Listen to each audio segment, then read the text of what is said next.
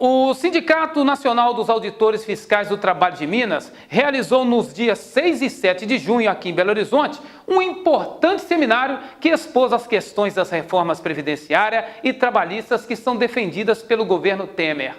As exposições e os debates aconteceram no auditório da Escola Superior Dom Helder Câmara e contou com a participação de estudantes de direitos e movimentos sociais organizados. Esse evento é um evento realizado pela Delegacia em Minas do Sindicato Nacional com o apoio do Sindicato Nacional dos Auditores Fiscais, o SINAIT.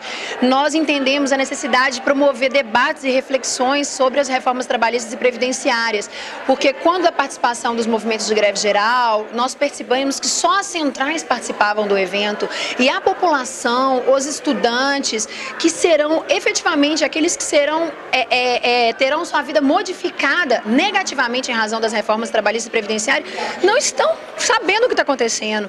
Então, nós buscamos realizar esse evento com a parceria do meio universitário. Todos os cursos de direito foram chamados. Nós estamos aqui com um evento de 550 pessoas por dia, né? Dentre sindicalistas, todas as centrais sindicais estão participando e apoiando o evento, assim como o Ministério Público do Trabalho, vários auditores fiscais do trabalho estão presentes também, exatamente para que a gente possa trazer esse público que não tem conhecimento do que está acontecendo, os estudantes, a sociedade civil. Por isso o evento é gratuito, né? É um evento que nós estamos apoiando integralmente, para que os estudantes tenham a oportunidade de ouvir grandes debatedores e refletir sobre essas reformas trabalhistas e previdenciárias que vai atingir diretamente a vida deles.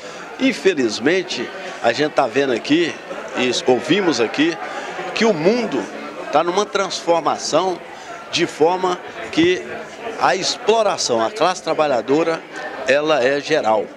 E o Brasil está caminhando para piorar ainda mais a desigualdade, para ainda concentrar mais a renda. É preciso que a gente esteja preparado, tanto no nível de informação, mas até psicologicamente, para a gente enfrentar isso. E a gente lamenta, porque nós vimos aqui, né, os auditores fiscais, os juízes, os advogados, todo mundo que milita no mundo do trabalho, dizendo que isso é, na verdade, um retrocesso à escravidão moderna. Até pior, talvez, do que a escravidão do passado. Já foi exposto aqui, né, toda essa mazela, tudo isso que acontece não só no Brasil, mas já está acontecendo no mundo, como já aconteceu na China, na Índia, no Japão, né, na Europa, bem dizer, quase todos os países da Europa.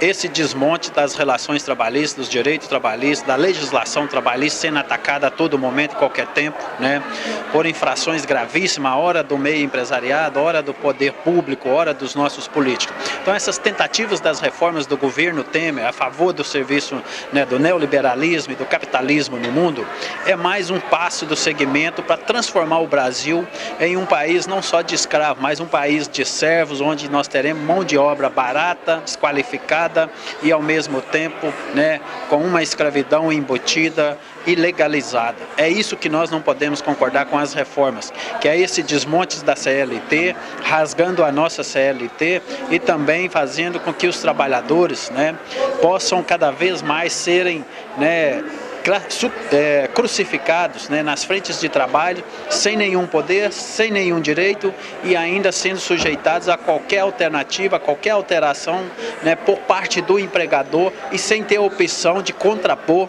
por não estar protegido por uma legislação trabalhista ao qual dá ele esse aval de contrapor talvez qualquer investidura do empregador por cima dele quanto à sua mão de obra que ele tem a oferecer. Na verdade, num contexto de desemprego em que a vontade do trabalhador é contingenciada e de práticas antissindicais, não se pode atribuir às entidades sindicais o papel definidor do patrimônio jurídico dos contratos de trabalho, uma vez que se encontram numa situação refém do capital.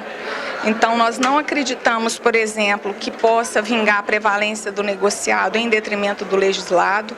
O legislado é uma proteção mínima que os trabalhadores brasileiros têm, resultado de conquistas de décadas, e a negociação ela pode se mostrar altamente desequilibrada e prejudicial aos trabalhadores em geral.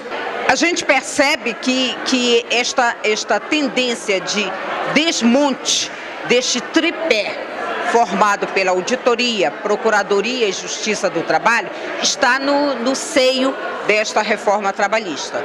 E eu falava há pouco, a questão da jornada de trabalho. Se você for verificar os relatórios da Auditoria Fiscal do Trabalho, quais os atributos trabalhistas que mais são autuados pela fiscalização? Exatamente a jornada de trabalho. Aí eles vão lá e tentam alterar a questão da jornada in itinere, retirando o direito do trabalhador de receber por aquele período em que ele se desloca para o trabalho, se a localização do estabelecimento é longe e não é servido por transporte público. Por esta proposta, ele não vai mais receber remuneração por esse trabalho. A questão da mulher, estão prevendo que a mulher, mesmo grávida, possa continuar trabalhando nas atividades insalubres. Isso é um total descalabro, porque a mulher na gravidez, e é isso que a Constituição Federal diz, é a proteção da família brasileira. E isso está sendo proposto lá como permitido. Se essas reformas, vamos dizer, forem aprovadas, você pode ter um trabalhador terceirizado, ao mesmo tempo sem uma vinculação sindical direta, e também trabalhador com trabalho intermitente, o que impossibilita dele ter negociação, dele ter um convívio coletivo, uma organização coletiva de trabalho e, consequentemente, fazer negociações coletivas que ampliem os seus direitos. E essas negociações tendem a ser regressivas de direitos, consequentemente, com os sindicatos enfraquecidos, sobretudo dentro de um contexto de desemprego estrutural.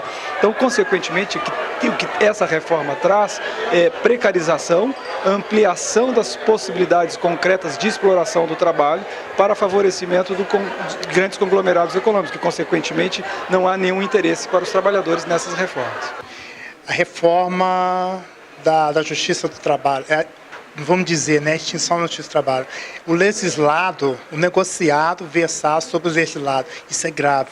São 201 artigos, né, que praticamente está voltando os trabalhadores na época da escravidão. Nós não podemos deixar. A principal perda é exatamente a perda do emprego. Não tendo crescimento econômico, está perdendo emprego. Hoje está acontecendo, você tem 10 funcionários na empresa, a empresa manda 2 embora, e o 8 tem que segurar. Né?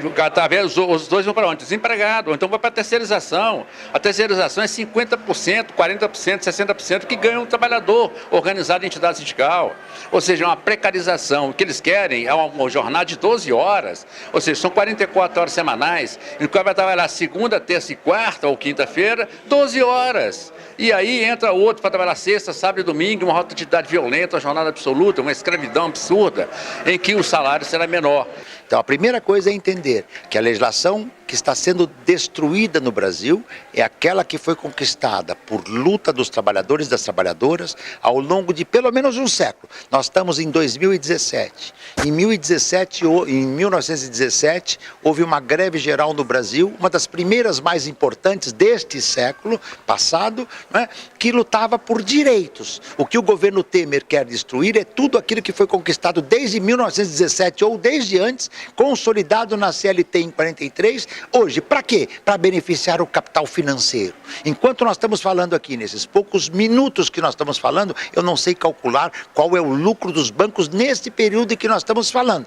Para garantir esses lucros dos bancos e pagar a dívida pública que o governo tem para com os bancos, ele vai penalizar e tirar direitos da classe trabalhadora e dos assalariados, que são a maioria do país. Eu tive o privilégio de assistir a palestra do professor Ricardo, assim, excelente tipo de palestra que o povo precisa escutar, porque é uma conscientização. E, na realidade, o que nós temos que fazer agora, em relação à reforma da Previdência, é acirrar e pressionar, porque o governo, com o comprometimento que ele tem com o sistema financeiro, ele tem pressa de aprovar essa reforma da Previdência e a reforma trabalhista também. Sim, eu fiquei bastante surpresa porque muitos professores, pessoas que estudam fielmente afinco sobre esse tema, mostrou pra gente que são coisas ilusórias, são situações que não é simplesmente o fato de decidir que nós vamos ter carga horária acima do permitido,